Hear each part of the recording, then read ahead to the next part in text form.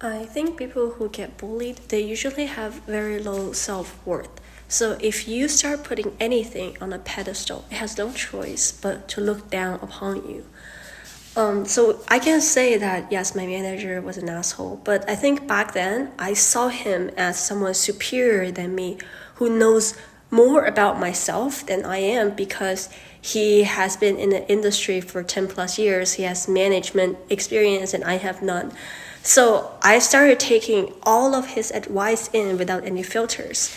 And I guess that's because I was giving off this vibe that I have like no boundary. I am pretty much his slave, which is why he started treating me like a slave.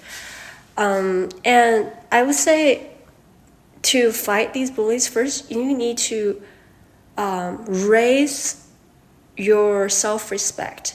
By doing that, I would say you often get bullied by people who are, for example, older than you, who have more power than you, who you think are higher up than you.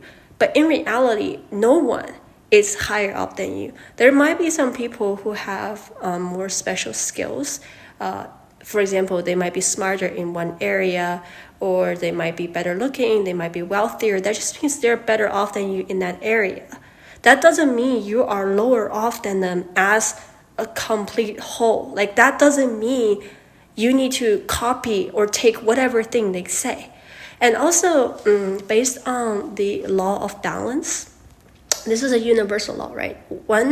If someone has something that's significantly better off than others, he or she will lose something to balance it off. Like you cannot have everything in the world. That's just how this universe works. So if you start putting someone on a pedestal, maybe you're only seeing through like this filter or this lens that you're only focusing on their good parts, but you're missing out on the bad parts. So you deserve the best. You deserve respect. You deserve respect from people who you even think are better off than you. If I tell you the stories of the type of people I encountered before, you will be surprised how I even survived now, because literally everyone I met was abusive.